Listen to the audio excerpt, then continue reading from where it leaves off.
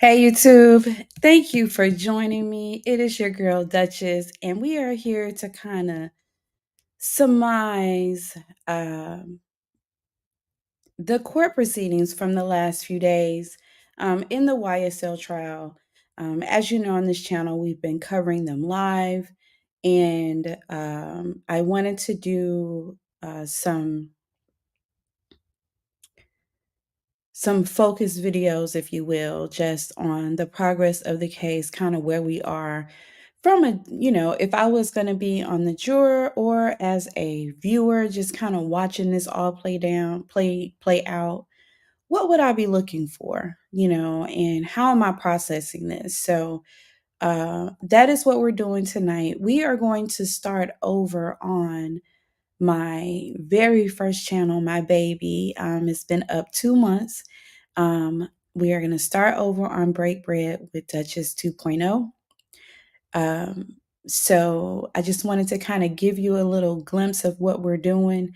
I am going to start this recap over there as I kind of finish out the transition of this type of content, because this content was over on that channel at first, and I do a lot of TV reviews and that kind of thing, and it really didn't fit. And there was so many more things that I wanted to add. So this is how we landed in this breakout channel. And I am going to catch them up on this case. It's kind of like a final transition phase. And so you get to join in over there because as I planned this out, I decided to do them both at the same time. And I had a different plan, and now I'm having to pivot. And so this is my pivot. So I am going to mute this for right now. And we're going to head on over to but you're going to stay right here. You'll just see it play out. Let's go.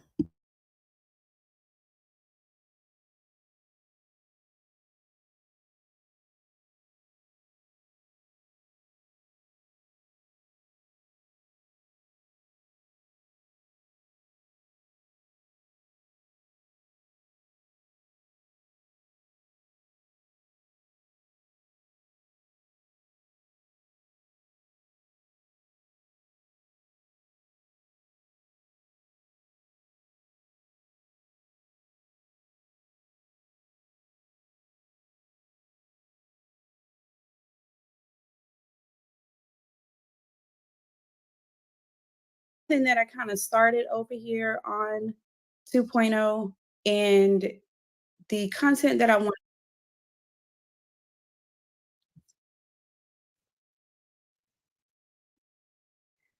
All right. So I got something going on already. Let's see.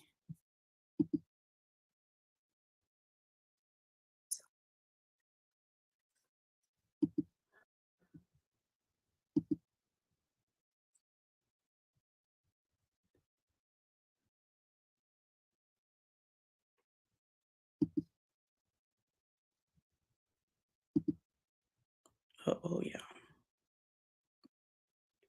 Why am I echoing? Oh, I know why.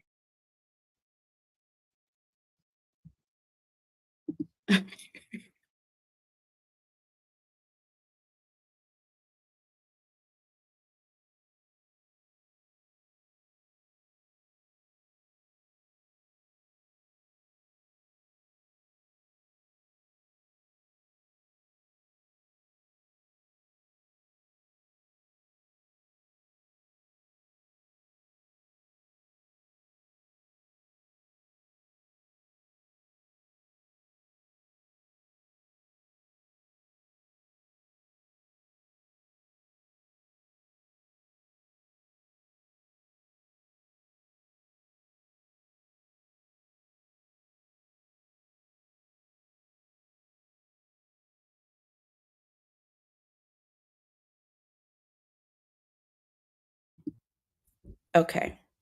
All right. I think I fixed the problem. You guys know that I'm learning and doing all of this fun stuff. So this is good. Okay. So, woo, that was almost a disaster. All right. And part of this process is I am learning and growing and doing the thing. So uh, I will not do that formula again. But back to what I was saying, we are on day 16. We completed day 116 today in the YSL RICO trial. That is being covered over on Duchess Breaks.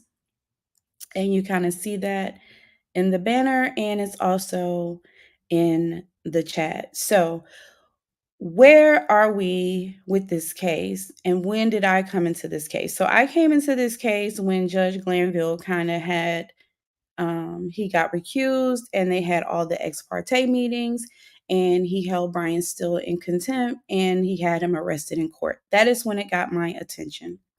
Last week was very important because last week was the first week since Glanville's recusal and Judge Whitaker taking over. That was the first week that they came back after all of that drama, and the jury was back, and court proceedings started, and Kenneth Copeland's testimony began.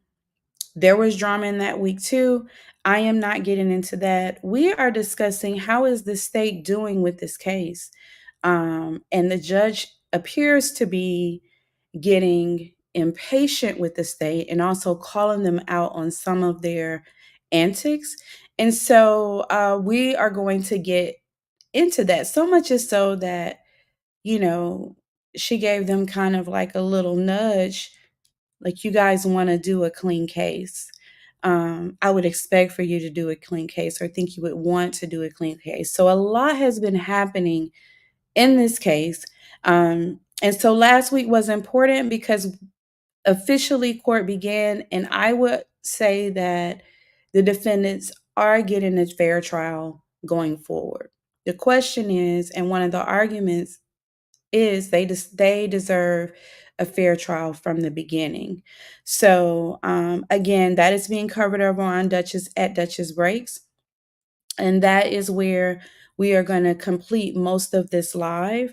But I wanted to give you guys this kind of glimpse into what is happening. Okay. So this week was important because they are doing arguments about what evidence are we going to present in front of the jury? Why? How is it relevant? Is it cumulative evidence? Inconsistent co-conspirator statements are coming in a lot. And there's a lot that the state is trying to bring in that the judge is like, no, it can't happen. And then there are some things that the defense does not want to come in, and the judge is like, yep, it's coming in. So it's getting very interesting on that side. And that's what they've been in this week. And that's kind of what we're going to surmise today. So yesterday, the judge gave some feedback um, on the structure of the case. We're going to roll that clip.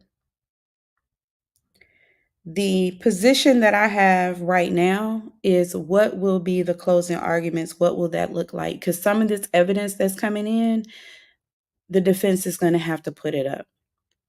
The way that the state is performing and how the defense is kind of eating them up, in my opinion, I think that they will win, but we just don't know. Okay. So I wanted to show you guys this clip, and we're going to start here. This is day 113, and this is on over what's happening over at Duchess Break. So if you're not subscribed to that channel and you like this type of content, you'll want to head on over there. I am going to mute this mic, and I need to mute another.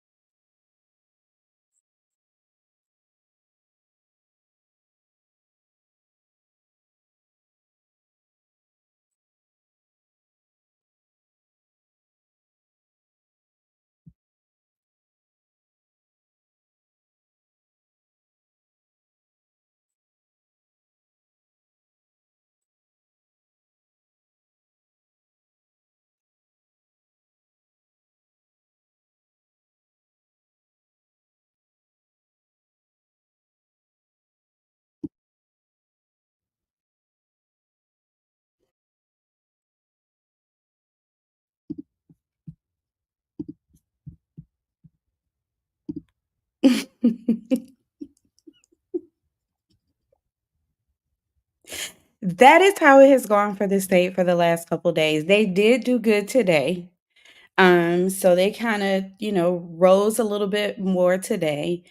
Uh, but that is how it is going for the state. And this is the kind of a surmise of the recap that we're doing over at Duchess Breaks. So again, if this is something that interests you, go ahead and subscribe. Slide on over there because we're going to be live over there for the rest of this afternoon. I really wanted to come live on this channel to kind of let you guys know what was happening. Uh, Give us a little surmise of what is going on over there, but I can't stay on this side too long because the algorithm is going to have me in a fist fight. So at Duchess Breaks, I am going to continue this coverage over there. So go ahead and slide on over there and get into the live. One thing before you go, because we are doing a promotion over here, and I hope this is not too confusing, but this is part of my own training for what I'm doing with my channels.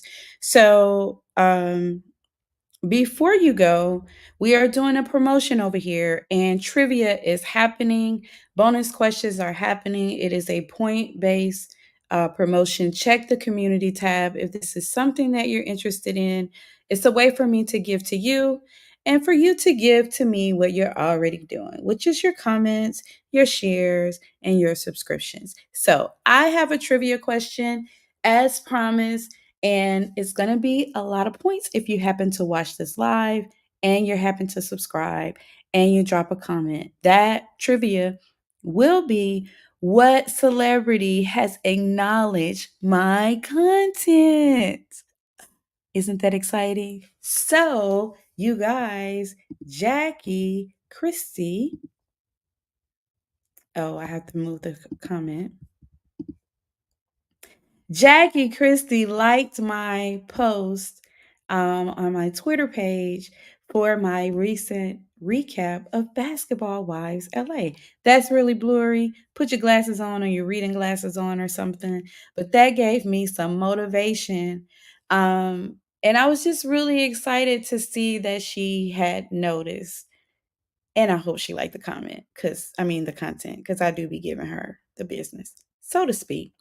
But that is the trivia question.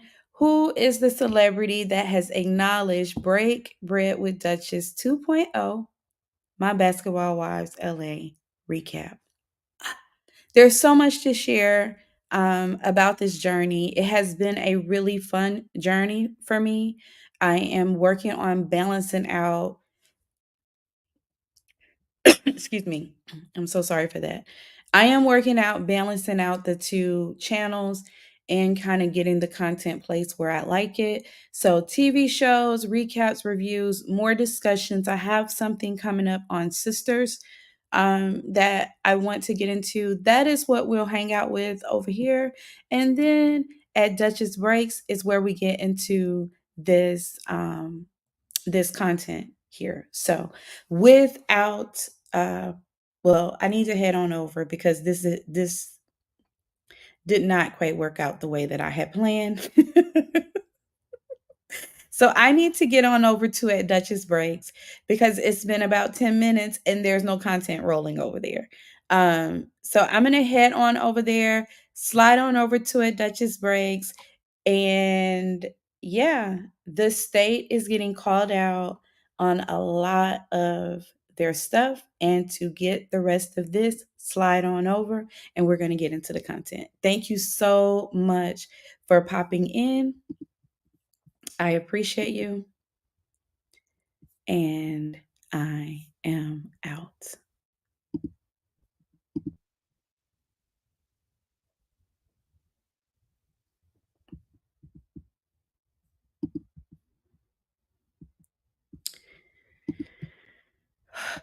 Okay.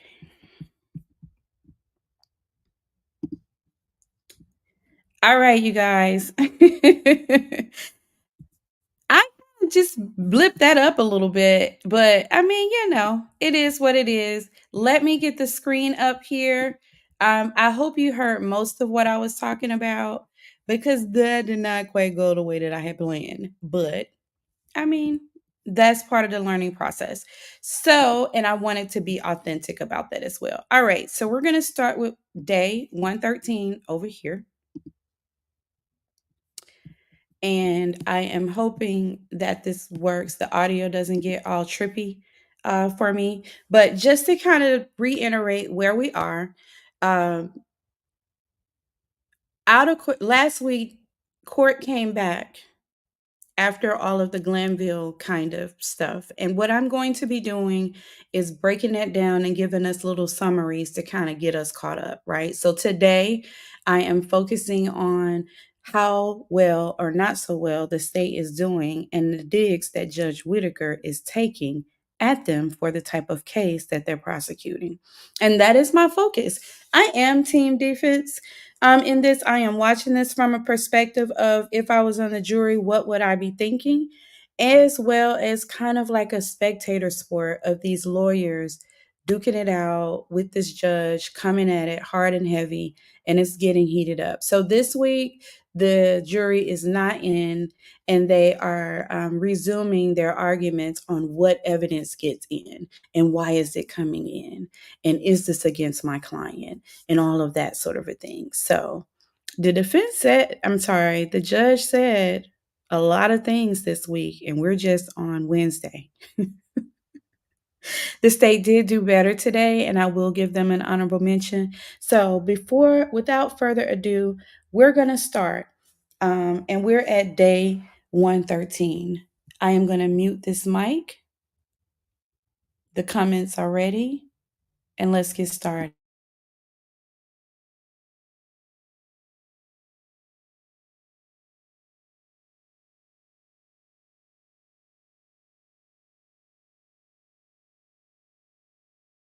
This is a picture that we served.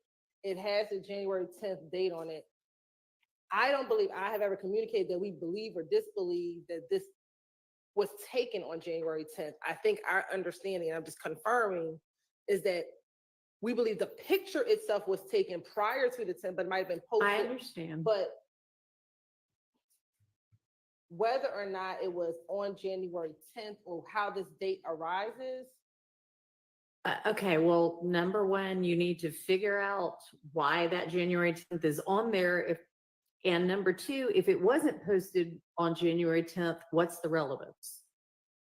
We agree, and that's something that if we decided to enter, we would have determined that. I don't know if this is a picture that we were going to enter, so it's out of the voluminous amount of information. I don't know if this is a picture. Right, because y'all haven't exactly organized your case yet.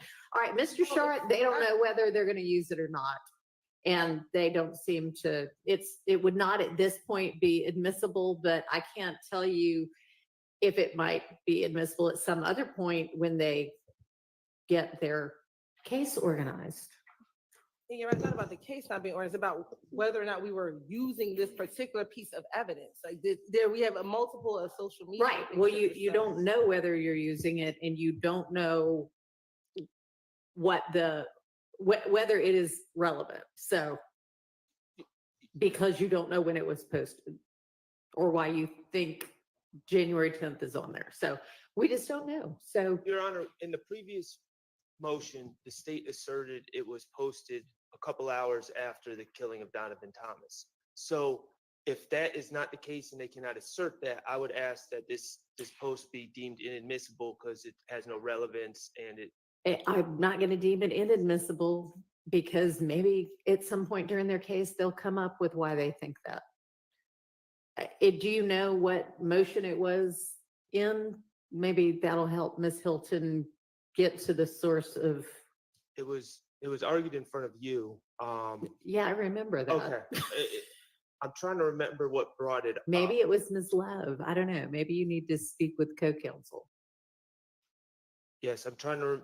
I believe we were going through the proposed exhibits upcoming, and I brought that up. But yeah, you brought it up. I don't think we have gone through much social media yet. So I think you brought it up, and they said, but I don't remember who the they was over there at the time. I don't believe it Okay, well, maybe check with Ms. Love. But I think it's going to be several hours, if even today, before there's any cross-examination anyway. So maybe we'll know the answer by the time we get to the cross-examination portion of the case. Also, that reminds me that with regard to cross-examination, I know, Mr. Steele, you had at one point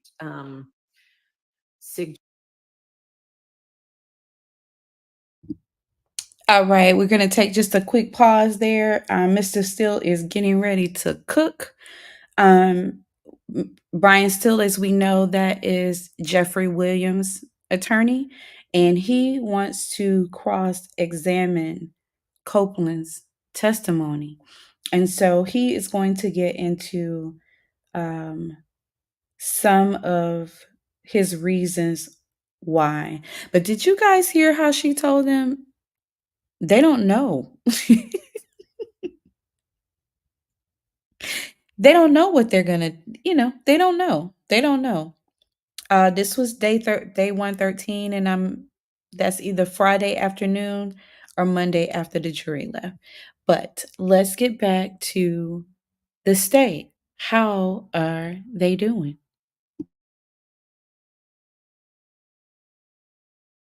suggested an interest in cross-examining Mr. Copeland as to everything that went on during the ex parte. And some are respectfully taking away the opportunity that we are all given. Judge Glanville did this to a witness that's currently testifying. And if you don't realize this, a barbershop that he admitted to understand. These are outrageous conducts. For Judge Glanville to make that statement, yes, the jurors should hear about it and the effect of Mr. Copeland. And you are respectfully taking away the opportunity that we are all given. Judge Glanville did this to a witness that's currently testifying. And if you don't realize this, because this is, I know your first witness. This is a big witness. He has been spoken about the entire case. I opened on him. I said that Mr. Copeland killed Donovan Thomas. To remove this, I believe, is going to be under the analysis of, has to be harmless beyond a reasonable doubt because it's a constitutional violation. So I'd ask you to listen to the remainder of the June 10th, 2015 statement, because he's going to talk about it. He already has. And if you can't understand it, the transcript seems to be, in my opinion, fairly accurate, where he talks about Mr. Williams. And if he didn't testify, none of this comes in. I think the jury gets to know that and why he testified. And it was because Judge Glanville held hands with Ms. Unlove and Ms. Hilton, and they coerced this man to testify, pressured this man to testify, whatever his words would be. So I ask you to I understand your ruling. I'm going to follow your ruling. I hope I made a good attorney proffer on cross, but those are the topics I would go in. I would not go into. He also was, by the way, I have based upon information belief, he wasn't fed and did not drink from Friday when he was held in custody until Monday when he's in that star chamber. So I think that goes to his frame of mind as well. So, and when I say he, I'm talking about Mr. Copeland. And he was put into a jail in DeKalb County where the system was down, at least that's what he was told. He couldn't contact a family member. So I think that all that adding up to make his determination that, yes, I think that it's a corrupt system and the judge and the DA were going to hold me for not only this trial, but who knows how long 26 people can dispose of their case. All right. All right. So just to give some context into what he's talking about and what's happening, what is happening here.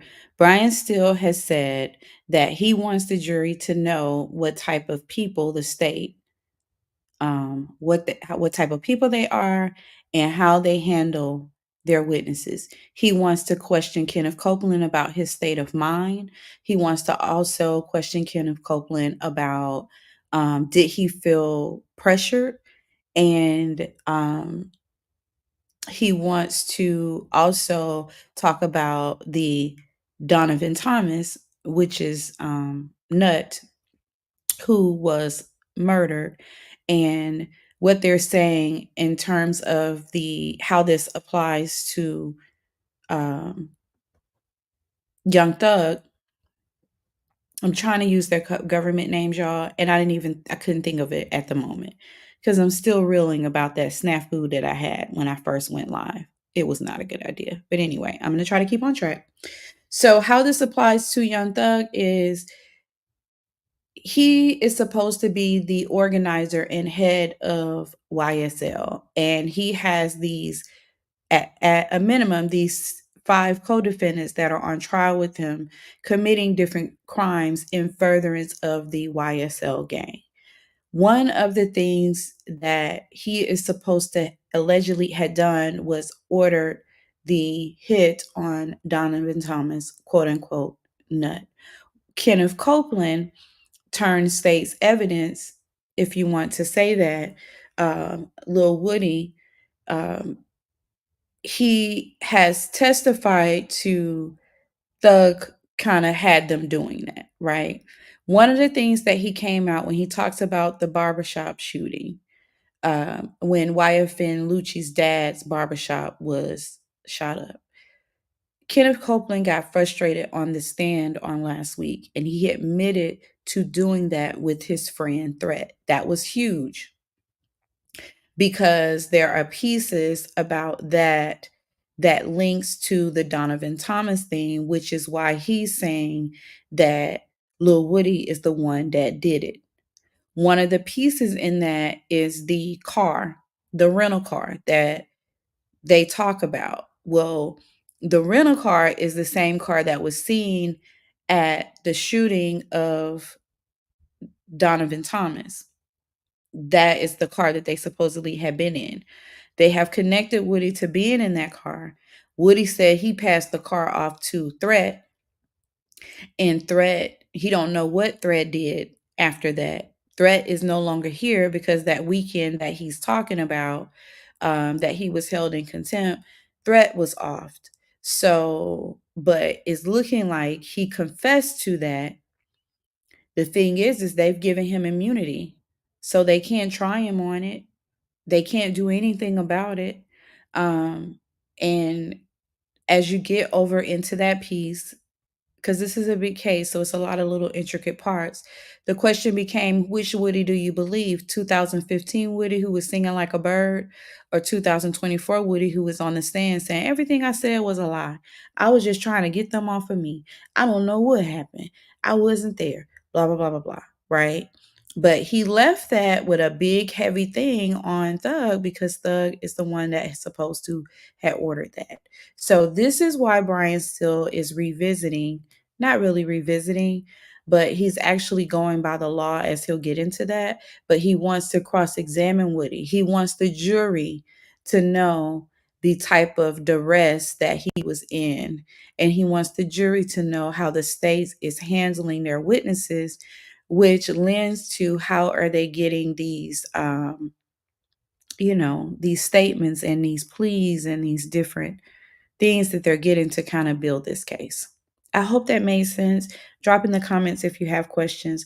But this is kind of day 113, and we don't have a lot over here.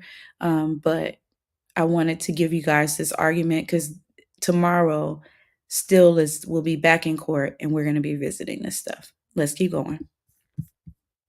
Well, that part we definitely dealt with. If he was not given, or you have reason to believe he was not given food or drink between Friday and Monday, that's something that certainly should have been raised in the coercion motions that several of you filed, because that might have impacted between the 10th and the 12th. But again, you all decided you wanted the testimony between the 10th and the 12th.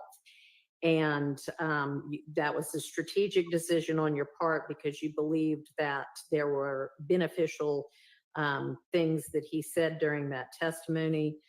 I think that advice that these defendants, through their attorneys, would vigorously cross-examine Mr. Copeland is correct and accurate advice, and that these defendants know him better than the state's attorneys know him or anybody else is not inaccurate as well. If you would like to, understanding the parameters of my ruling,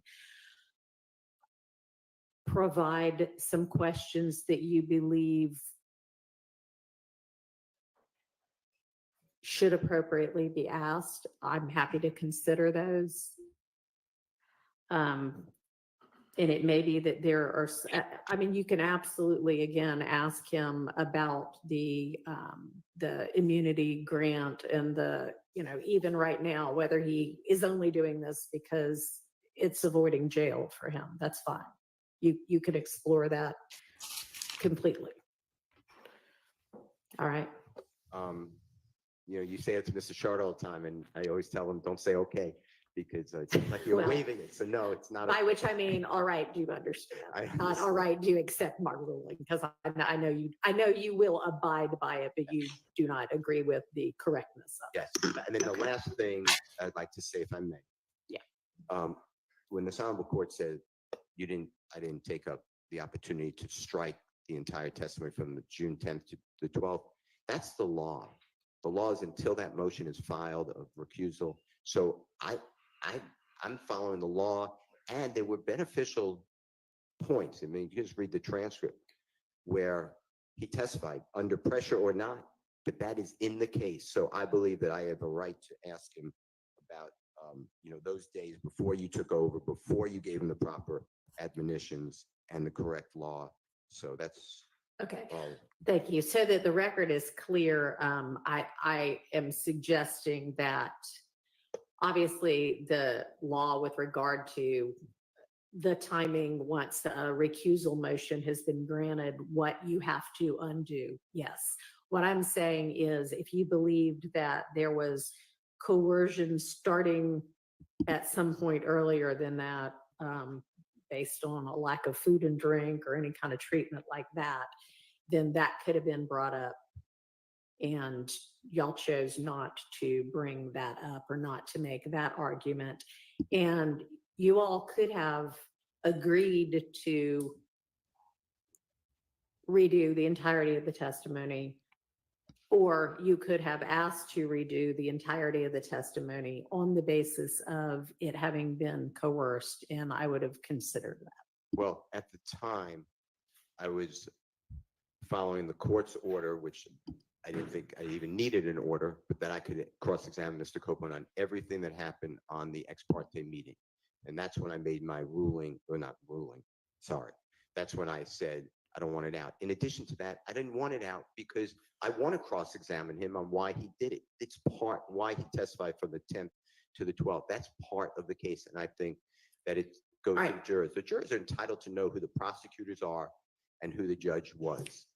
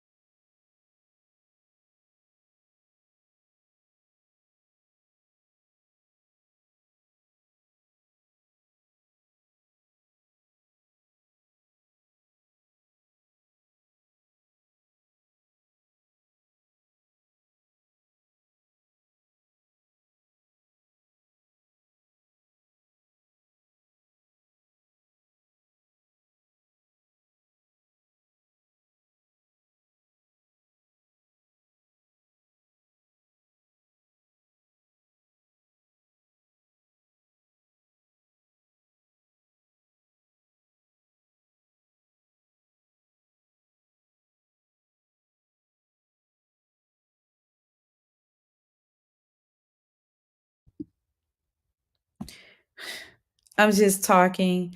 There's nothing happening. I'm trying to keep my cool because I'm having so many technical issues and I'm outside of my head right now. Like I'm in my head, not in this live, and I'm critiquing my other live. Like this probably wasn't a good idea, but this is part of the process and the learning. And so I'm just going to keep with it and let's get back. So let's look at her response.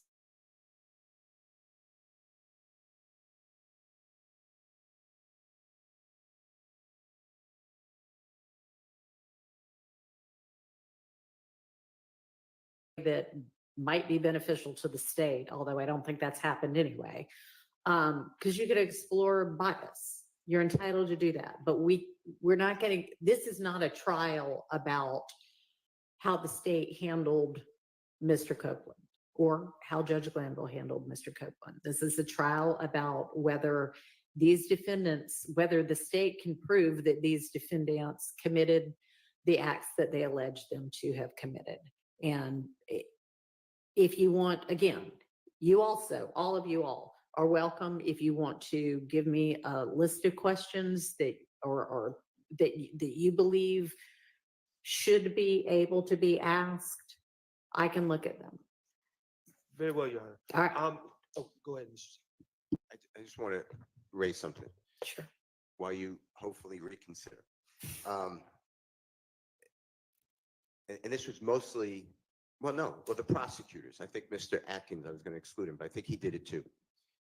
They asked witnesses, to my knowledge, without any basis, well, you're testifying this way, but have you ever had to testify before in front of Mr. Williams? When you were giving your statements, was Mr. Williams present?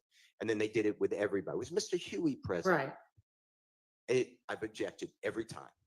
And it's totally, that's a crime of witness intimidation without any evidence. It's just, and they say, no, I haven't testified at all, but I don't remember, or I told you something wrong, or I didn't say that to you. I want to do now and show what the state is doing to witnesses. And I'm telling you, Your Honor, when Mr. Zachary comes, and I brought this up earlier in a pretrial meeting, my understanding is that Ms. Love had him served, he being Mr. Zachary, served with a subpoena. Okay.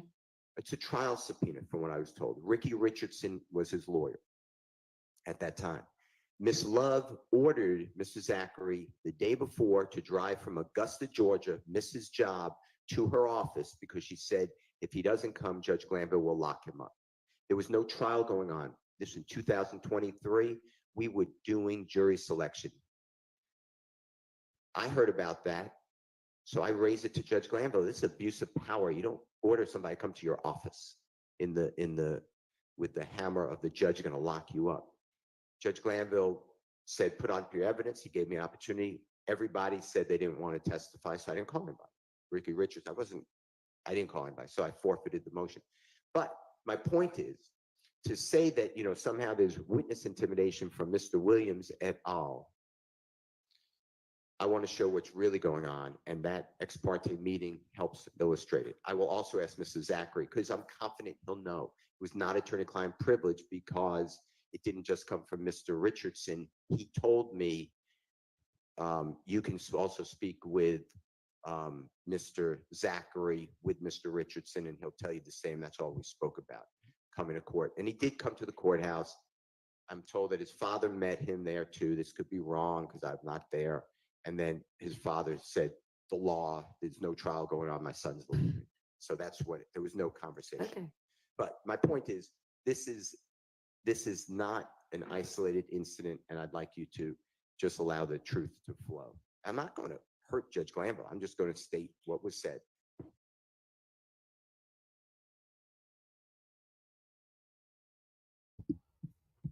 All right. So you heard that. Brian Steele will be back tomorrow, and he will be finishing up those arguments on what he wants to ask of the state. So I am going to get us to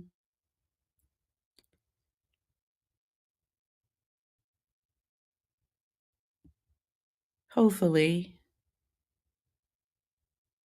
another piece here, I think. Hold on. Because it's so much happening with this case, and I really just want to focus on how the state is doing, but I think that it seemed like So I did we try the reboot thing? okay, yeah. Something else in this. Again, that is not where I placed my focus. We were trying to make certain that other things the court instructed were done by today. Okay, well, what was it that you were supposed to be doing by today? That, We were working on exhibits with the accompanying exhibits for the next 30. so when were you gonna get all of this 3 pages worth of things we're gonna tackle next week to the court and to the defense for their consideration? Sunday at midnight? All right, well, let me ask you this. On the Ryan motion to suppress, have you looked at it? Do you believe that the Miranda is complete? That the Miranda warnings are complete? Your Honor, my position on that is that Mr. Ryan, and his ability at this point to move to exclude that evidence, would be untimely, number one. He has been convicted of it. And I believe that having heard it, there's an argument to be made on both sides, frankly. I hear what the officer is saying. And I think that there's just an argument to be made on both sides, to be fair. Do you think that the law supports that if an incomplete Miranda is given, that the statement can nonetheless be used against the defendant? Not in the state's case in chief. And y'all didn't use it in the case in chief, did you? Not in the previous trial. All right. And yet you think that you have some law that would permit you to use it in some later trial against the same defendant? That's not what I was saying. Okay. Well, I guess I will just wait eagerly to see what it is that your argument is going to be on that. Just trying to think of some of the really.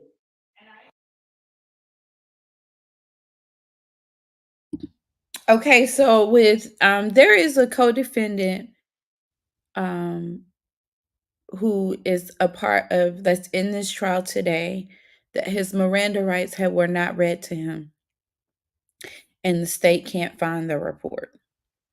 They are wanting the court to kind of take their word that it was read, and she wants the police report. She wants the documentation. And then so the state is kind of trying to wiggle out of that. And that's what she's challenging her on. Like, how do you think that you can go forward with this case with this particular client, this particular defendant, if you cannot show that his rights were given to him? And with his piece coming out or him getting removed, then all the evidence surrounding that points toward this RICO thing will not come in. So that's pretty big. And we're supposed to get to that tomorrow too. So we're going to move over to day 14. And we're going to share this tab instead. And I think this is where we're about to cook on day 14. So I am going to mute this mic.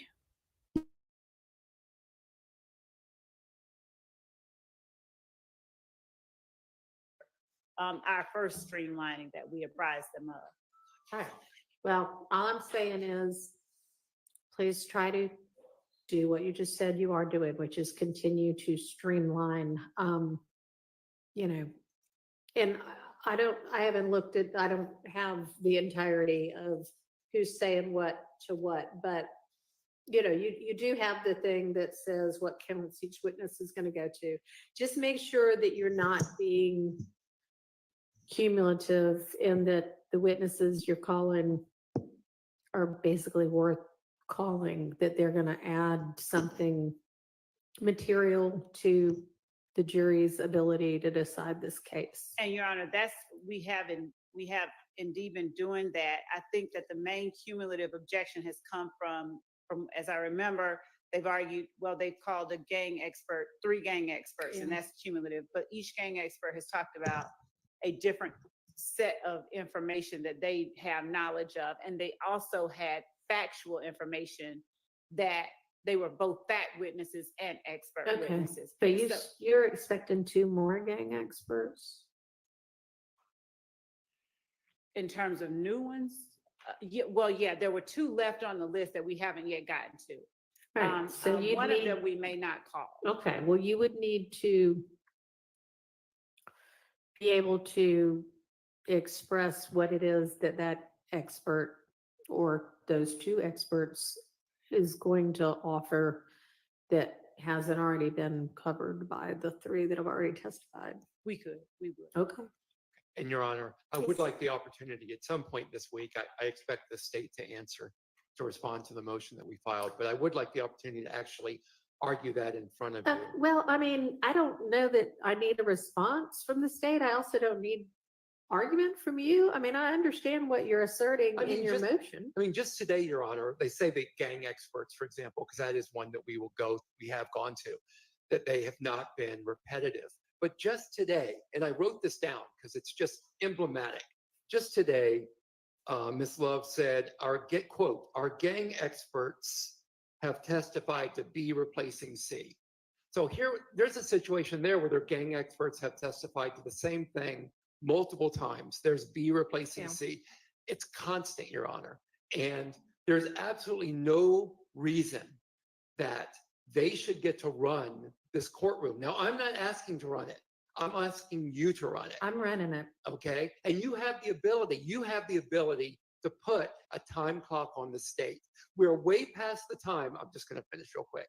We're way past the amount of time that we have told the jurors that they will be here. And that is a factor that you can consider. We told the jurors, now I remember 6 months. Other people have said we told the jurors 6 to 9 months. We're going to far exceed that. There's any number of reasons, and they're outlined in the motion. If you don't want me to argue it, I won't argue it, that we can put a limit on the state, or you can put a limit on the state. Okay, I understand what is set forth in your motion. I understand the law. I understand what my powers are as the judge presiding over this case. I understand that cumulative evidence is unnecessary and maybe undue delay and a waste of time. I also understand that the state has a right to present its case and that they don't have to be limited to just one witness per, count in the indictment. They have rights to. So I appreciate what you put forth there. I agree with it. I mean, it is granted. Okay. I will not permit there to be excessive, repetitive witness after witness saying the same thing, exhibit after exhibit showing the same thing. Well, the relief I requested was to put a specific time, whether it be days or hours or however you want to do it. So if that's granted, I am thrilled. Well, I'm not sure that I know at this stage, given that we have only not yet gotten through one incredibly long and somewhat painful witness testimony, what that time limit might be. I don't anticipate most of the other witnesses to be as long on the stand as this particular witness has been. And maybe I can get, maybe let's just ask the state right now, like time-wise, do y'all expect any of your other witnesses to take as long as Mr. Copeland has thus far taken?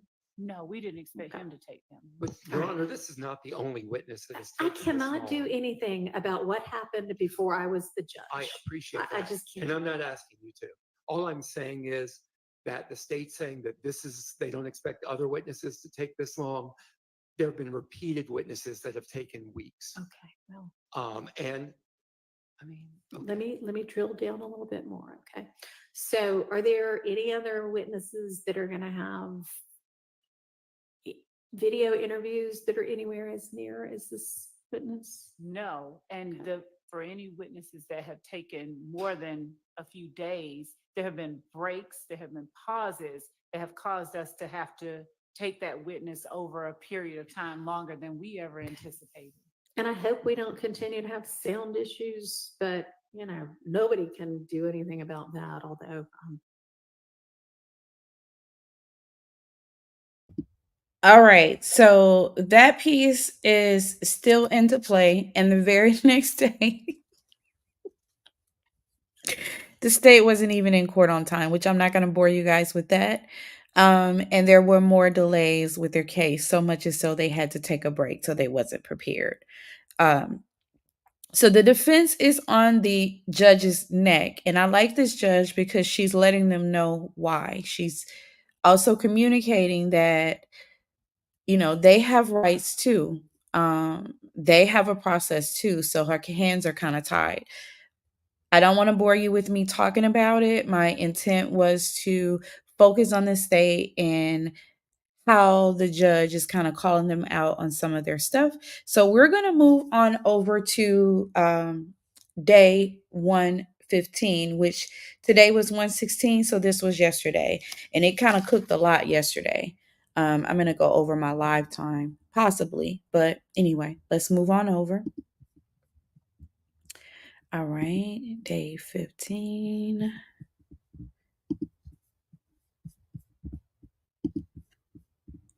All right, I'm going to mute this mic and we'll get started.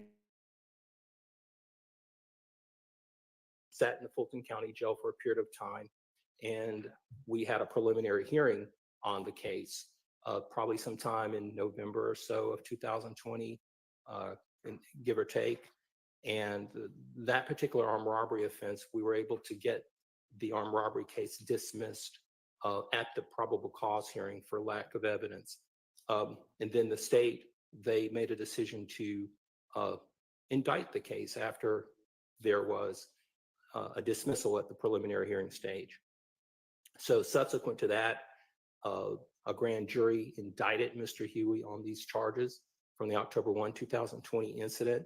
And when they indicted Mr. Huey, they added charges, and therefore they put forth a grand jury bench warrant. There's no indication that they were able to establish that on November 30th, 2021, when this police chase was involved, that Mr. Huey was somehow running from the police because he knew that there was a grand jury bench warrant or anything of that nature. In fact, Mr. Huey reported to court before Judge Dunaway on the indicted case and was taken into custody in court. when So, was that? that would have been in 2000. It was in December of 2021. Okay. So he shows up in the court and he has been in custody ever since. So as it relates to this intrinsic act, it just doesn't meet the criteria. Then the last step, Your Honor, I'd like to direct the court to Hines versus State. That's going to be 353 Georgia App 710. It's a 2020 case. So after the court does its analysis in terms of whether or not it is an intrinsic act that needs to be part of this case, the court then has to go to the next step of whether or not it survives a 403 analysis. In the Murphy court, the court stated that Murphy has not shown that this alleged deficiency prejudiced him, and that is his lawyer not objecting to certain evidence that was intrinsic coming in. So the Murphy court said, hey, listen, you have to show that you were prejudiced by this coming That in. was an effective assistance claim. That's Sure. a different kind of procedural stance than what you're talking about. Agreed, but I agree. what I'm asking the court to look at is if this court says, hey, look, I think that it is intrinsic. I do think that it somehow meets one of those thresholds. Then the court will go to the next step of whether or not there should be a 403 analysis to determine whether it comes in. So with that being said, in Hines versus the state that I previously cited, there was an intrinsic act, and the intrinsic act was some information that came into to that trial concerning that particular defendant. And in that reference, it stated that this particular defendant, there was a word that was used that she maltreated or injured or harmed her children. And the court believed that that was prejudicial. In this instance, Your Honor, if this court allows this scant piece of evidence that has not been established that it was in fact Mr. Huey that did this conduct, we now have to look at, well, what is going to happen if this comes in? If you review this particular video, Your Honor, this police chase, you will hear in the on the radio inside the police car as they're driving on the radio, they're sending out this information. These are the things that are quoted. He has a history of running, and he has all these warrants. That's in the video. Put some stop stakes in front of him. That's number one. Number two, he's armed and dangerous, known to carry a gun. That's number two. Number three, do you know where he lives at? And then they talk about his address. So these are all prejudicial items that are going to come into evidence if this court allows this particular intrinsic conduct. And that would prejudice Mr. Huey immensely here, because these are things that are going to go to his character. It's going to go to propensity, and it's going to suggest that there's some type of consciousness of guilt. Let me ask you this. Sure. Is it possible that if I determine that this is intrinsic, that video could be played without the audio? I imagine they could potentially play it without the audio. But there, again, there are a number of hurdles here that I would submit that do not meet the threshold of coming in based upon those three items that are required. Right. So it doesn't meet 1, 2, or 3. It's over a year after the October 1, 2020 alleged armed robbery of Gary Holloman. This police chase occurred on November 30th, 2021. The vehicle was not apprehended. The chase was ultimately called off. The identity of the driver on the day was never established, even by a preponderance of the evidence, which would be, I think, the standard for these evidentiary issues to come in. It was called off. There are no admissions, no photos, heavily dark tinted windows.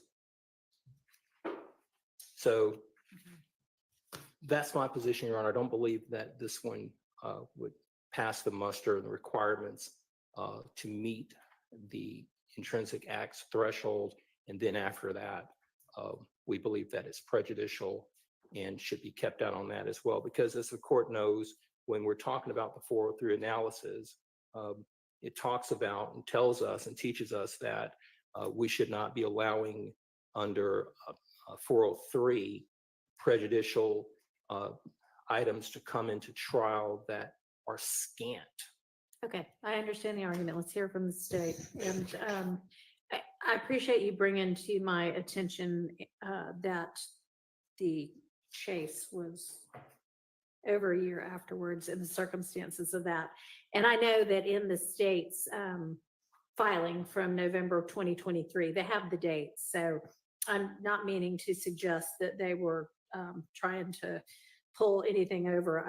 We kind of ran through that real fast yesterday and, just kind of talked about a fleeing that was after the armed robbery that's an overt act. And I just kind of was thinking in my mind without looking at all of the words, oh, okay, this is at the same time. So thank you. You're welcome, Judge. Good afternoon, Your Honor. Hello. The state believes that this should be admitted as an intrinsic act. Just a few things for dates, Your Honor. So the preliminary hearing for the original armed robbery was actually in August of 2021. it was August 24th, 2021. At that point, the judge reserved her ruling and ruled either the next day or subsequently and dismissed the charges. Then in November of 2021 is when the state indicted the case. So November 8th, 2021 is when the case was indicted with additional charges, and the grand jury warrants were taken out on November 15th, 2021. This chase actually occurs on November 30th, 2021, so about 15 days after the grand jury warrants were issued in this case. And Your Honor, on November 30th, 2021, Investigator Flores was actually conducting surveillance on Mr. Huey. So the notion that the police or law enforcement did not know who Mr. Huey was, they did know who he was. They were conducting surveillance on him and watched him enter into the vehicle. So they knew who he was once he entered into the vehicle. They tried to initially blue light him and pull him over. But Was he driving? I mean, did they He see was him get driving. into the driver's seat? he was driving. He was the only person in the vehicle. Uh-huh. They attempted to blue light him and pull him over. At that point, he took off and he, amongst other traffic offenses, went to the wrong side of traffic. They were then able to get the Phoenix air unit up to follow him. And the reason why the chase was called off, Your Honor, is because Mr. Huey drove in restricted airspace. So the Phoenix unit could no longer watch the vehicle because he was near the airport. And so they could not go any further. So they had to pull back and could not keep eyes on him. So that is why the chase was. Okay, well, let me ask you this. So, I mean, you have evidence that it was Huey who got into the vehicle and who was driving the vehicle and that he fled when he was blue lighted. Do you have any evidence that he knew that the reason well, two questions. Was the reason they blue lighted him because they were about to arrest him on the grand jury warrant? And do you have evidence that he knew that, such that it would arguably be intrinsic to this charged armed robbery? To answer question number one, yes, they were going to stop him based on the grand jury warrant. As to question number two,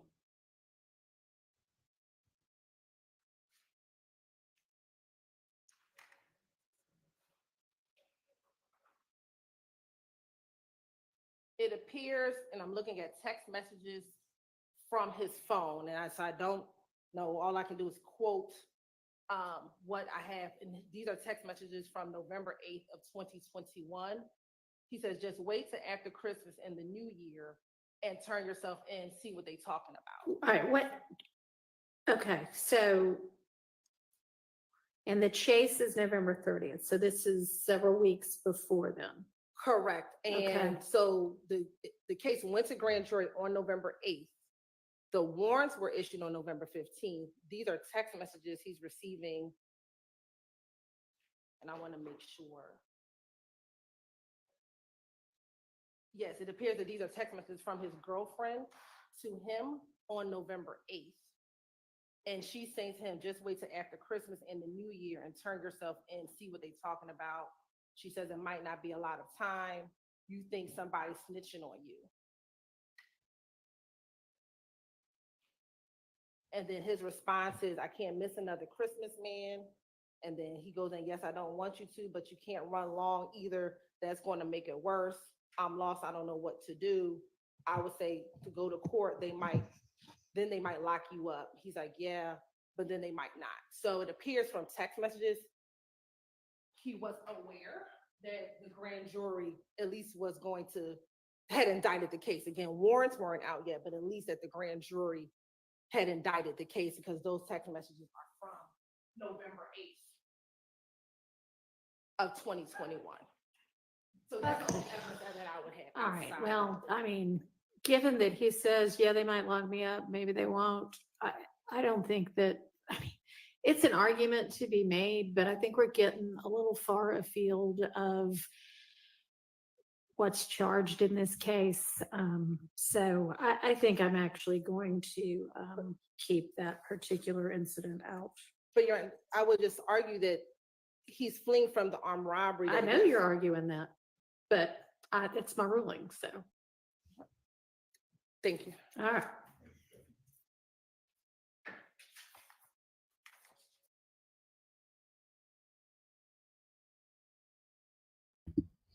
All right. So before we get into the next clip, what they were doing, they were way off the timeline.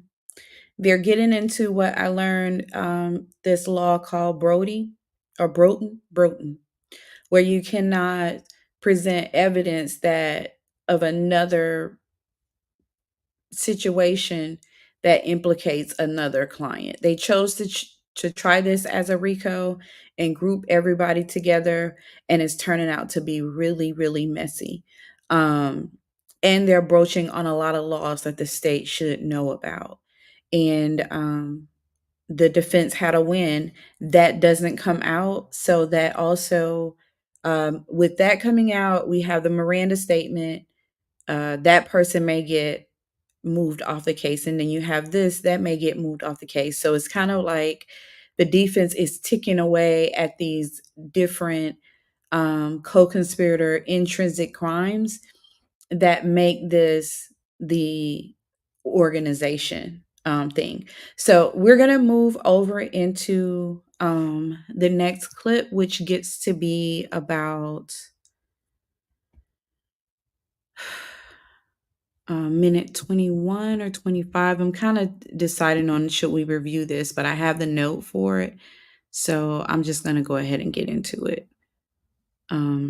But that was good that doesn't come in, because part of my thing on why I'm such a champion for the defense is all the rights and trickery that the state is trying. And I think that it needs to be exposed, and I'm glad that it's all coming out. All right, let's get into this particular one. All right. And with regard to the two kind of post-indictment intrinsic acts, or arguably intrinsic acts, the stabbing in the jail and the exchange of the Percocet. I've watched the video now about the Percocet. I mean, I think that the state's rendition of what occurred is, pretty much on point. I can't hear what any deputy says, but, I don't think that there was anything particularly off about how they described what happened. I mean, I see what happens on the video. I've looked at some further case law, and how soon do y'all need to know what my ruling is on that? Because I'm kind of having the same thoughts about if we're talking about,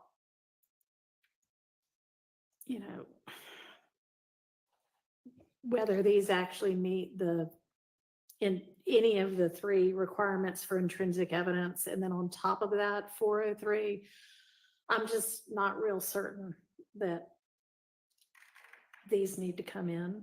I haven't made my final ruling yet, but I don't think that either of these is something that the state can't try the case without, which is not the only test, but I don't think they meet that test. So just kind of FYI on that.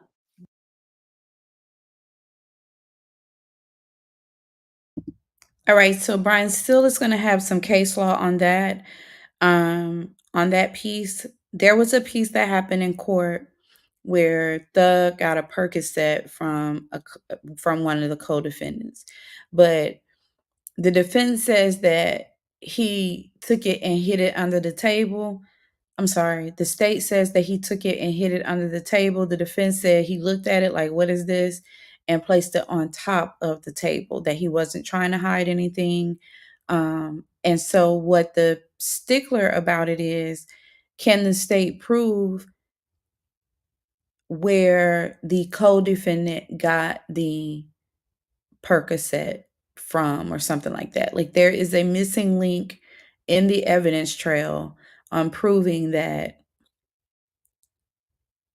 where he got it from. Can you say that someone didn't give it to him in the same way that he passed it off to Thug? And they don't have evidence on that piece.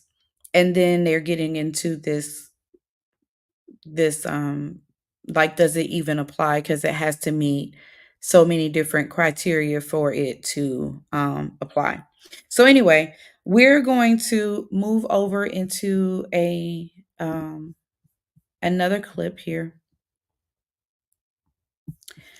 And I hope I had the mic unmuted when I was talking. I did. Great. Okay, moving on to the next clip.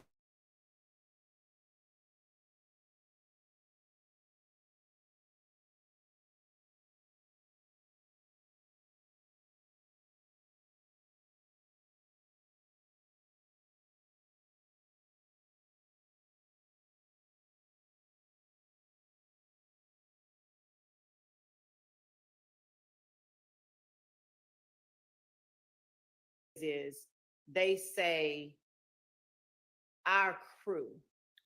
And he's in saying our crew, he's acknowledging that there is a crew. He said, because we're the ones beefing. And then they specifically say, who within your crew? And at some point, Mr. Kendrick says, they say Shannon. That part we would agree comes out, but they didn't enumerate it exactly that way on this sheet of paper.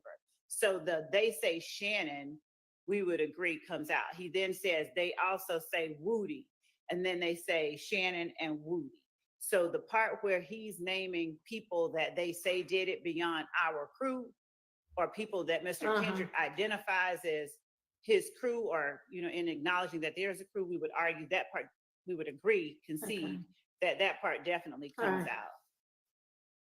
Okay, so you're saying that they say our crew isn't Bruton, but when it goes further to say, they say, whoever the they is, but they say Shannon, they say Woody, that part you agree? Yes, Can be I would say that redacted. specifically Okay. Shannon comes Shannon. out. Yes.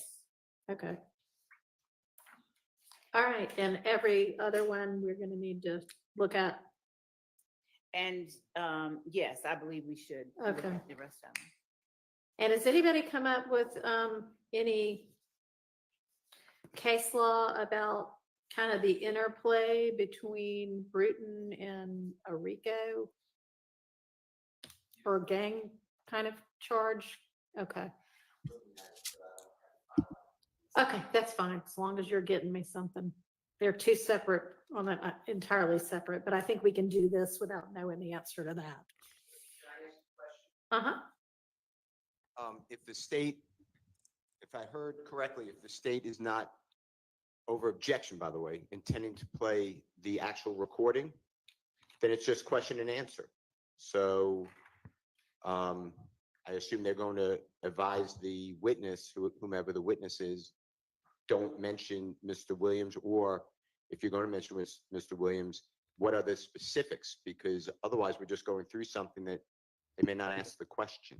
Your Honor, if I may respond to that, I'm glad Mr. Steele brought that up, because as we were going through these last night, there are portions that I needed to bring to the court's attention that I need the jury to hear Mr. Kendrick say. So we don't intend to play the video In total. right. Okay. But there are portions that we would be introducing to have so that the jury hears him. And generally speaking, the overall method of introducing the majority of his statement would be through questions to avoid any implication of Bruton. All right, well, if there are particular portions that you know you intend to actually have the jury watch and listen to, if you can let the defense know which those are, that'll probably be helpful. Okay. That's easier. Yeah, sure. So just let them know which of the portions, but okay, let's go through all of these if we need to, which it sounds like we need to.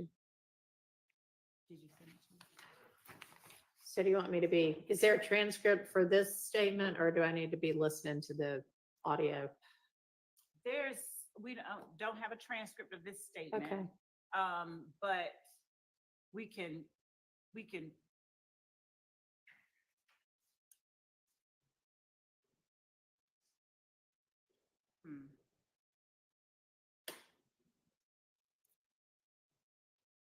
I don't know how they're going to do this. Since the defense has timestamps on it that are different than what we have, I think they may have downloaded it into an MP4 format, so it may be easier for them to play it from their format, because I have a specific time and they Sure. Mr. Steele, would you be able to play the video or the portions of the video that you want to litigate for us here so that I can know exactly what that says? Okay, that'd be great. Okay, Yeah. sure. Can I just bring up another concern on Uh-huh. this subject? The concerns aren't limited to Bruton. I still like, we're talking about playing a tape where Mr. Kendrick says that other people are saying, he's not saying anything that he knows, he's not telling on anyone, but he's saying other people are saying Yeah. that our crew and Shannon and Woody, and they're talking about taking Shannon's name out of it, which of course I'm in favor of, but I'm not even. Yeah, no, I agree. I- That's a little weird that the state's evidence would be, well, I mean, here's what the rumor on the street is. Right. So I bet Ms. Rilla was going to say, we're not intending to elicit that. Exactly, Judge. The point is not, and we can tailor the questioning and the presentation of evidence to, not include. Okay, well, I mean, I suspect the reason they're asking that now is because when we just went over that example, you thought that the only, and you may have just been saying the only part that I believe is Bruton is this part where somebody is specifically mentioned, and that's fair. But if you don't intend to use any of that portion of the tape anyway, or get a question and answer that would elicit that information, then it would be helpful if you would say that, because there's no point in us, spending time on something that the state doesn't intend to use anyway. So to speak to that example, for instance, I might ask the detective a question that, did you talk to Mr. Kendrick about the Donovan Thomas murder? Okay, that answer would be yes. Yes. Did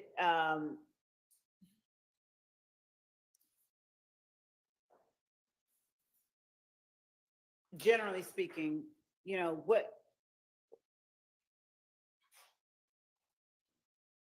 Let me ask you this. Do you think that it's relevant for the jury to hear that, Mr. Kendrick said, well, here's what the story on the street is right now? No, that part I don't. I don't think that part about, the people on the street think X, Y, Z is relevant. The relevant part is his acknowledgement that Our crew was beefing with them. There Okay. was a us and a them that was in conflict. Okay, so then the only part of that then that you might elicit is that he acknowledged that at the time this all occurred, his crew was beefing with the other crew. Yes. Okay. Thank you for actually. All right, so when we're going through any of these other ones, if there's something similar, just kind of let us know that, okay?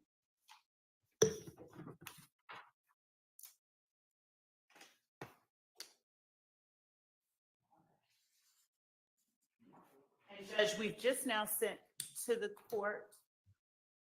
We're sending to the court the October 6, 2015 interview. Does the court need the evidence reviewer player sent to it again?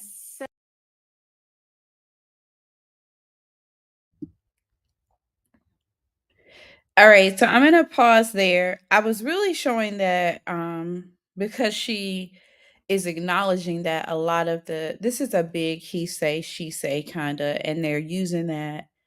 They're kind of trying to get around that with the co-conspirator statements piece. But in that clip that we just watched, the judge is acknowledging that the state's evidence is, well, the rumor on the street is. They're not giving a whole lot of hardcore evidence. And she has kind of picked up on that. So she's asking specific questions. You can see Love kind of stuttering and stammering, and she helps her out there. I want to point out that a lot of what they're doing, they're saying that this can be admitted, but the state still has to cross off all of these different pieces and lay foundation for them to come in. So it's kind of a semi-win, but not really. Anyway, I'm going to move on to the next thing because they get into the Brody piece. So I just want to make sure that I'm not.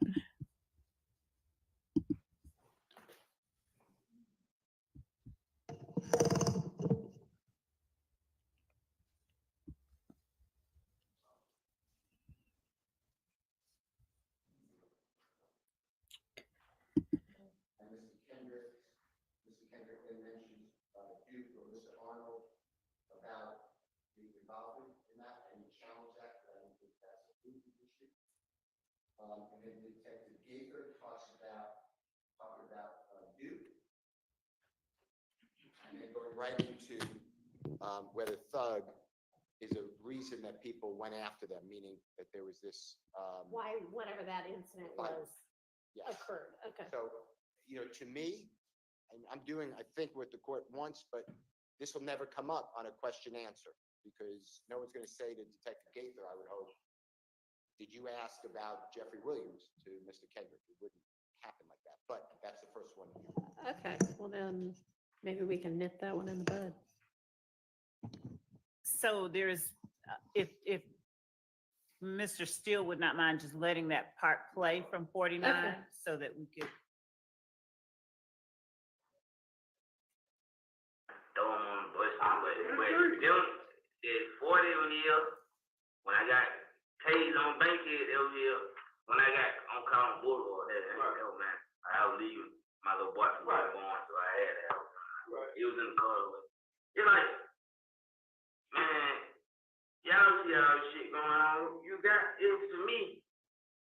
I try to keep one deal with that one because it's like it should go down anytime. Like, man, he had he been on some hang, jealous. So why they coming at? I ain't talking about Duke. I ain't talking about what folks you roll. Why they coming at you? They thinking like I'm bad at it.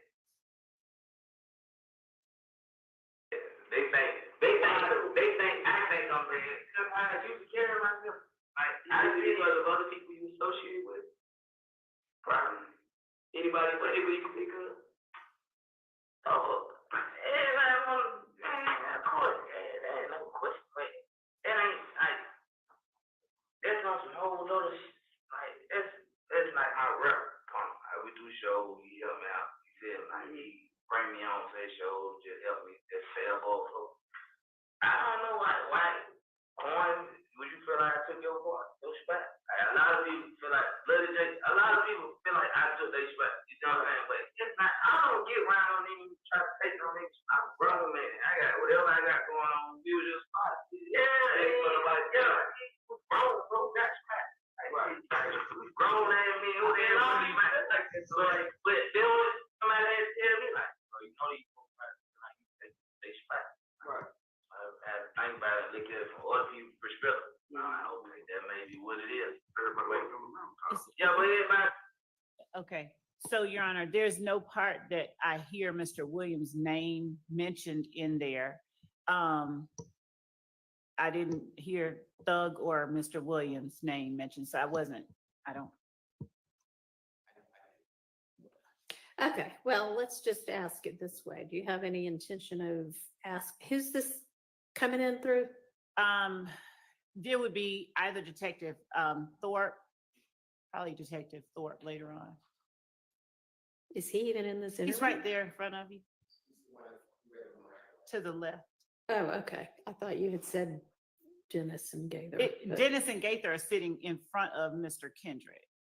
And Detective Thorpe is to his also right. in there. He Okay, is. all right. There are three. So, I mean, you're not going to ask Detective Thorpe if Gaither asked if Williams was a reason why. No. Okay, so absolutely that not. would be one then. This example would be one where you could say, we don't intend to ask that anyway. Okay, so we do not intend to elicit or ask whether Defendant Williams was All right, well, let's whatever. circumvent spending the 5 minutes listening to it if you know you're not going to use it anyway, okay? That would be super helpful.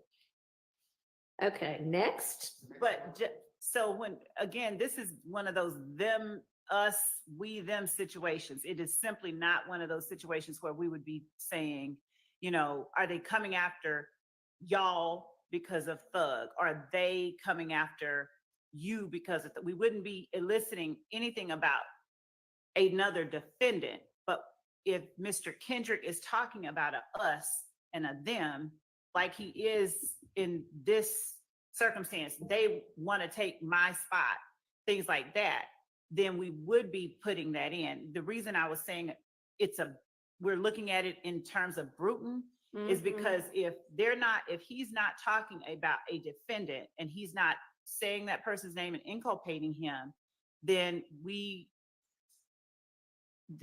it's something that we will likely use. If there's a point at which I know that I'm just not going to even touch it, I'll do as the court has instructed, though. If, you know, and say, no, I wasn't even going to ask that anyway. It doesn't do us any good.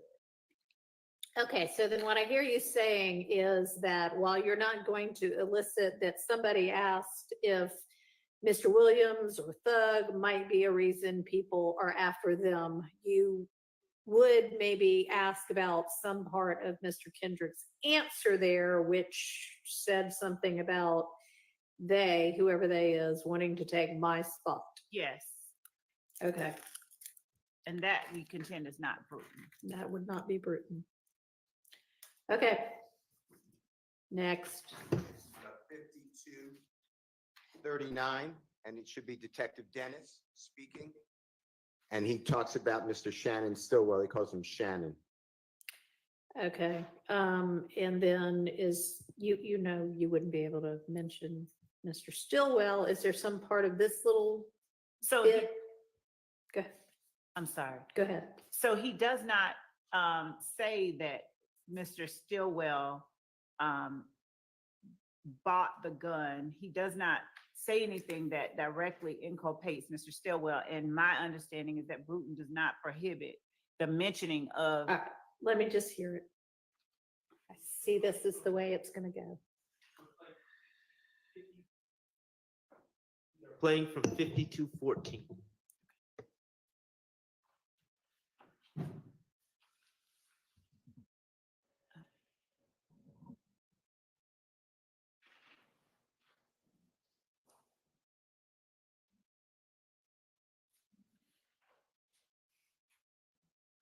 And this is before buying the gun for what? What are we talking about here?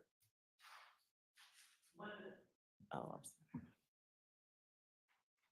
Anybody? So one of he was stopped with a gun in October and one on January 28th. And they're talking about the guns that he had in those situations. January 28th and October of 2015. All right, and these are overt acts, or are they? Yes. One is in transit, January 28th. Okay. All right, go ahead.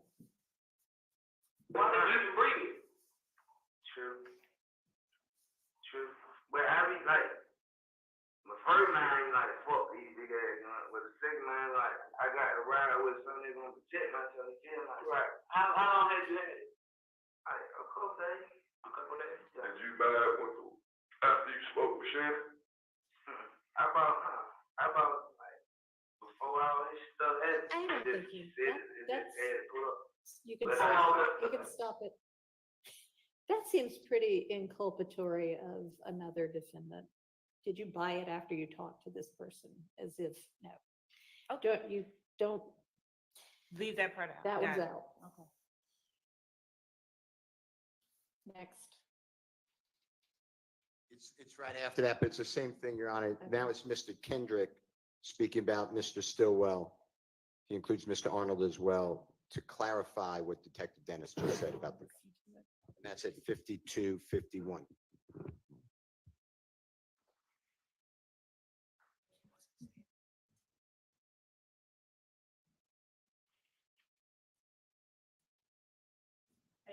Just to go back just a bit, he wasn't saying that Shannon told him to buy the gun. He was orienting Mr. Kendrick as to a conversation with Shannon. It wasn't saying that Shannon tell you to buy the gun. So it wasn't inculpating Shannon. I think that it may be helpful to hear before the part that they started on. It's like, did you talk to Miss Hilton? Yes. Did you buy the gun after you talked to Miss Hilton? Yes. But it has nothing to do with Miss Hilton told me to buy the gun. Well, I mean, unless you can make it really clear that all that's doing is orienting him in time to something, but to have the question be in front of the jury that is, okay, you had this gun that you got in trouble for. Did you buy it after you talked to one of your co-defendants? Just seems too brutal-ish to me to permit this. And the state ought to want to try a clean case. Me too. So That's fine. We don't that have to would not keep be that clean. in. Okay. go ahead. Next one. This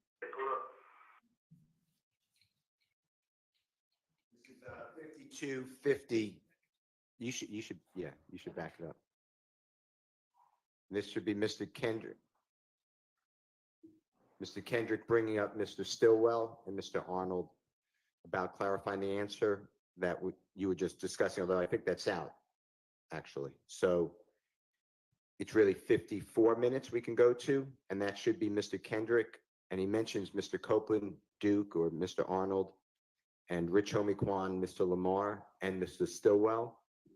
And he doesn't want to be associated with them. So we ask that Mr. Stillwell's name be redacted. All right, well, I'll listen to it. And give me enough so that I can know the context of why he said it.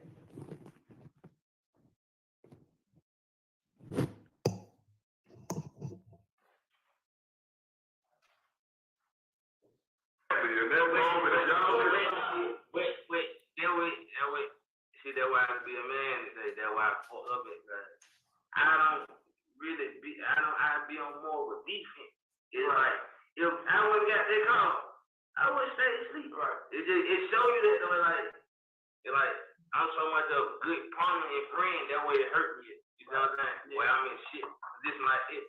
And he get to go with it, like he get out before me and all that other shit. Yeah.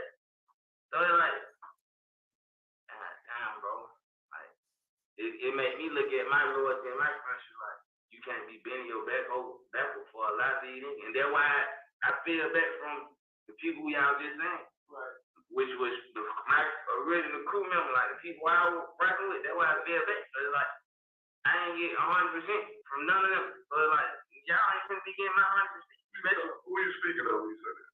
From Shannon Wood, whoever. Dude, it's just everybody here going. Like everybody that all that have been together at once. Like all that now rock, joke on all that. So like, once I figured out, and it was like, I don't want no part of it. You feel like, so it's like, what are you gonna? All right, I mean, he says some about being regular crew members and not getting 100% from them and then saying them by name. I think that's a brutal issue. So, would you understand if you do intend to ask about this? Not having to mention Shannon's name. Correct. Okay. All right. Your Honors, should be around 58:10, and of course, they'll announce the time to orient, but this is now Detective Dennis's voice, who's mentioned Mr. Stillwell swung first outside a club Crucial. That's the fight that you've been hearing about on the 6th day of January, 2015. I would object to the pictures of, Agreed. well, the pictures period. I mean, I don't know what the relevance is or what a jury would need or how this would aid the jury in understanding any testimony from Detective Dennis to show pictures of him and various individuals just standing around. Tim, do you want to elucidate us on that? Yes, we can. Okay. So they won't use that one. All right, slide 9.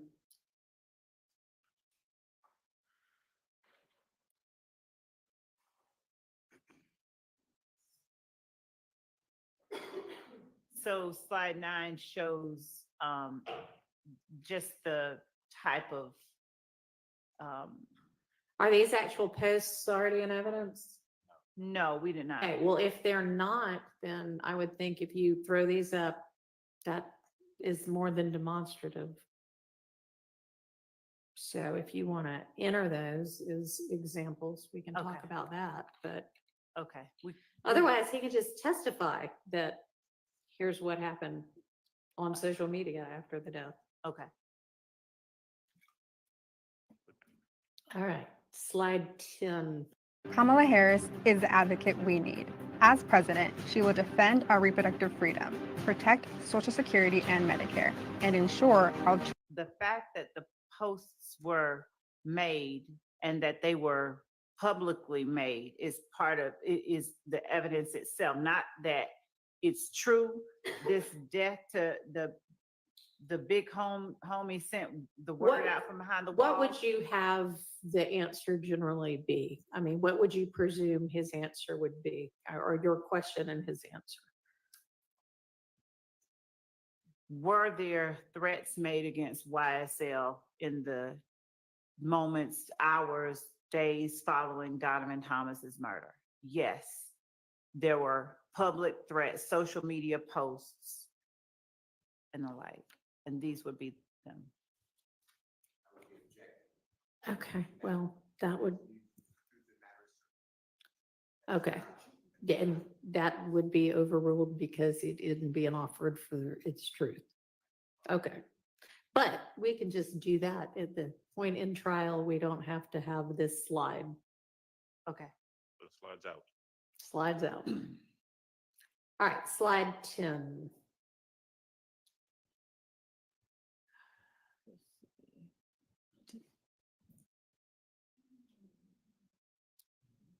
Tell me, I guess, what I'm looking at and why he's going to be using this.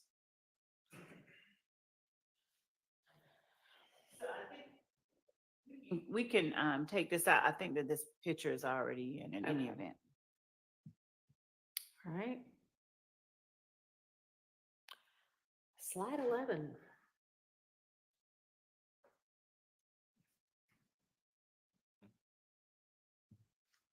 There's a lot going on this slide. There he is. He can testify about that. It's basically it's Mr.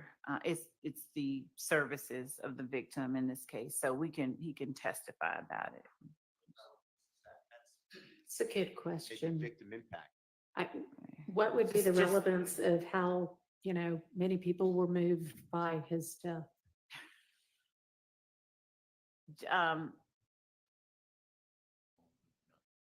Judge, if I may come back to the court on that, I can take out the slide and Okay, as to the questions about it. all right. So 11's out. So the slide, yes, 11 is not going to be used in.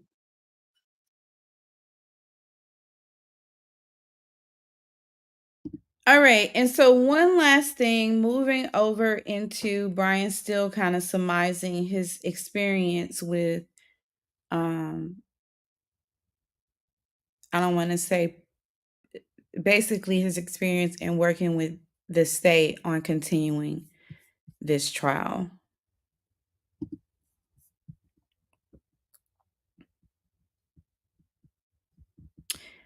And this will be our final clip.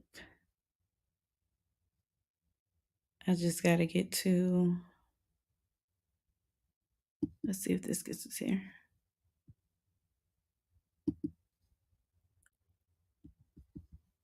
I don't have anything. And I've asked for reports. Judge Glanville told the state to reduce it to writing. This is all confrontation clause, and it's all coming in as a conduit through some quote expert. And it's comes through with many experts. And to me, it's just like not having a trial. Okay, well, I'm sure you'll be able to undertake an effective cross-examination of this and every other expert witness. I have been told since I've been in the case in front of y'all in court that there aren't expert reports. Is that continue? And y'all were going to circle back and ask whomever over at APD to do an exhaustive search, even if people were retired. What happened from that?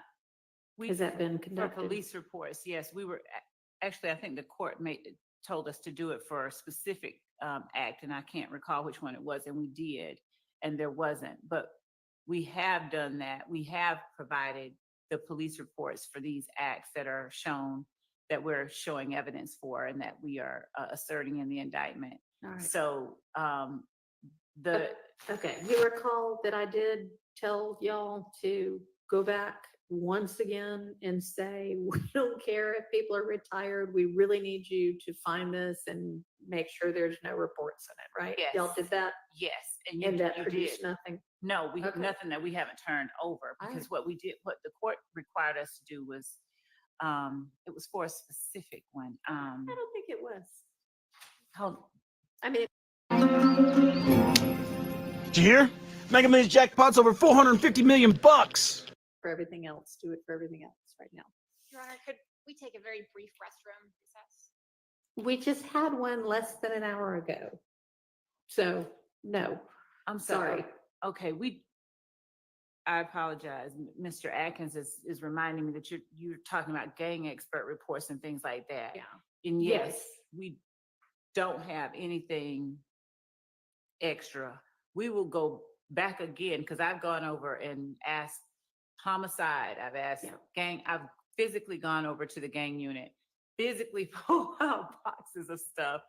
I will continue to inquire. All right, well, I don't know that, the best use of your time is to pull in boxes and look through them. That ought to be what the police are doing, but you need to direct them to do that. Yeah. And so with regard to the gang experts, did y'all go back and say to somebody over at APD and in gangs, hey, we need anything there is, even if these detectives are now retired? Well, we had done that before the court ordered us to. I and know, that's but then I ordered you to, so did you do it again? okay, so Because I ordered you to. we have not inquired a second time, and I apologize to the court. That We're gonna do is- it again. I will do it. I pretty personally. clearly told you to do it again. That's what he's reminding me. Yeah, well, So- Mr. Atkins, you could have done it. Well, Yes, Your Honor. I'll go make a phone call now. Okay. And can I mention something? It came out during trial, during a motions hearing, that there is what I'm going to call a black book. And it's all the gang information. Yeah. Okay, you seem like you know about it. I've Well, heard about this before. okay, well, Yeah. I don't know about it. And we were told, we were given the Heisman. We were told that we're not getting that. Detective Dennis said he no longer works at APD, so he has no access. Detective Gaither said the same. Detective Belknap, who continues work there, says that's not for public information. Well, I would imagine it is not. However, if such a thing exists, do y'all know what Mr. Steele's referencing? if he's talking about what Detective Dennis said that he used in the beginning of his career as a law enforcement officer, where he collected information, I think maybe he called that maybe a black book. I don't know if he's talking about that or if he's talking about the information that they keep on gang members. I'll let him clarify, but. All right. Do you know, Mr. Steele? I'll take anything that has to do in any way with the testimony in this trial, to either be able to go and interview the witnesses, confirm the witnesses. There was a lot of talk over objection. The policy of APD, how they qualify somebody as a gang member, it's self-admission, it's somebody else who's reliable, which say that they're in a gang, Okay. they hang out with somebody. All that's in this supposed book. I don't. Okay, that's entirely different. Okay, so you now do know what he's talking about? No, that's entirely different. Detective Dennis talked about, and Detective Belknap talked Mhm. about how they identify gang members and what criteria they use. All It right, is not that true something that is in something in a writing? black book. Well, whatever. Is it something in writing?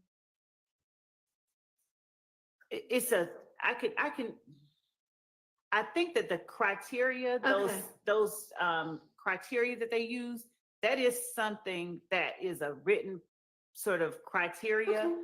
And I'll get All right, that. let me propose, if that's easy to get and they don't have kind of security concerns with it being provided to the defense, then provided, if they do have security concerns, then it can be satisfied by saying, Mr. Steele and anybody else on the defense team, you can come look at this written policy, at 12 p.m. on XYZ day over at APD.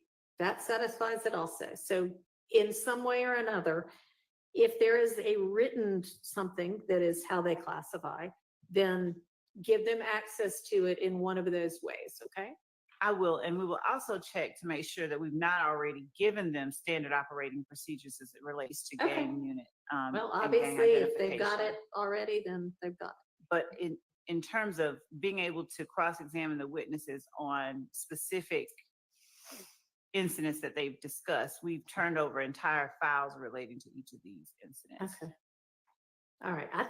It sounds like what Mr. Steele's talking about is the sort of policy that you just mentioned, that are the guidelines, the criteria. I actually want the specifics of who they spoke with. They're talking about. All right. Well, they may or may not have anything like that in writing. Well, and you can always just interview the detectives to ask them those things. Well, I have interviewed the Okay. detectives, and they tell me that they're not releasing that information. They would speak with somebody. They'd speak with Brian Steele. Brian Steele would say that Keith Adams is not involved in criminal street gang activity. That would go into some sort of book. And they would speak with Carlton Matthews, and he would say that Brian Steele is in a criminal street, and that would go in some sort of book. I'd like to see that because they're speaking about, we corroborated this. So I asked on cross, who did you speak with? I'm not going to tell you. Well, why don't I have the right to know? I don't know. Maybe they consider them confidential informants. He never said, have to get- I don't think he ever said, I'm not going to tell you, Judge. I think All that right, what I'm not going to relitigate it. If it comes up again, we'll deal with it then. Okay. So I'm not even sure how we got on that. Oh, but Mr. Steele, you've said a couple of different times that you object to certain portions of CAD reports as being hearsay, and you were going to give me some law about that. And I don't know if other CAD reports are going to come in or not.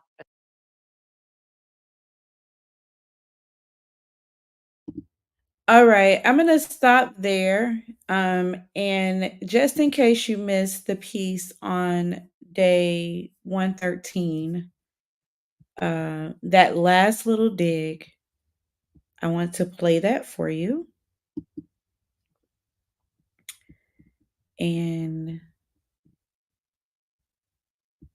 then we'll just kind of close this live out. So let's get there. I think that's where we are.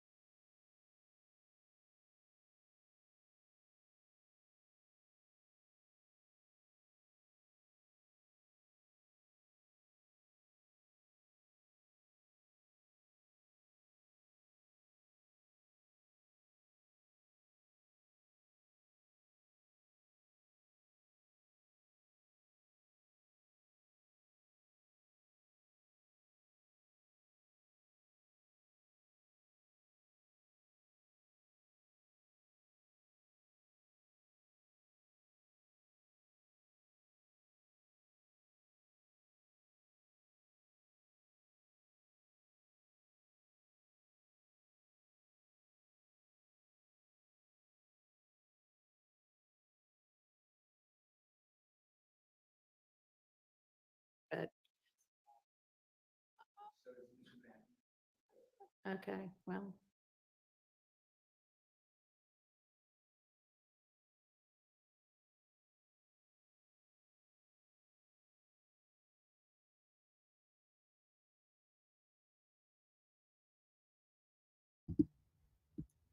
Okay, I'm not even sure if that last piece, because I forgot to share the screen.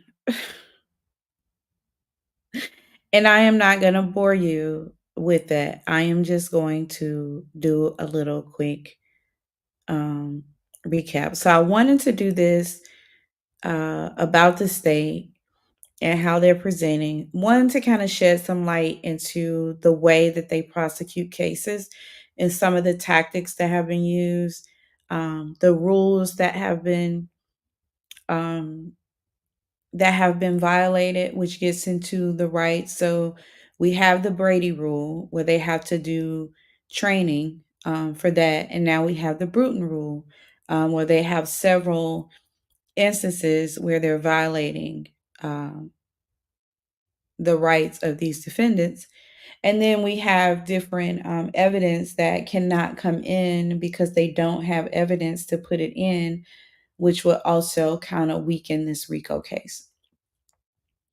And so this is going on as the courts are out of state. I'm sorry, as the jurors are out of court. And I wanted to just kind of like surmise where we are and how the case is going. Now, with that being said, day today was much better for the state. They won a lot of arguments. They were able to get in a lot of jail calls that, in my opinion, are damaging. But I also think that valid closing arguments can kind of combat that. And if I'm on the juror, it's helping me lean towards giving the win to the prosecution in some of these co-defendants and some of those different indictments. I still don't know if it's portraying Jeffrey Williams as the leader, or is he a generous person to his entourage? I'm not quite sure. We left off with Kenneth Copeland. Like, the only thing that we really know is that he's from Mechanicsville.